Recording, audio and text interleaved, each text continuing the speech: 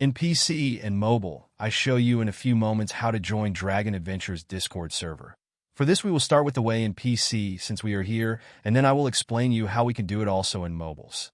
To do this, click on the Discover icon that we can see in the lower left corner of our application. Now go to the search box that you will see in the upper right corner and type Dragon Adventures.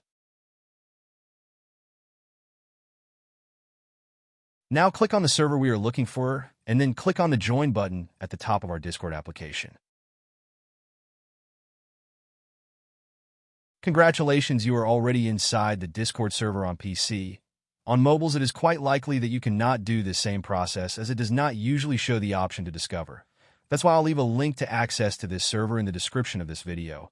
Simply access the description and click on it, and thereby automatically access the Discord server without doing anything else.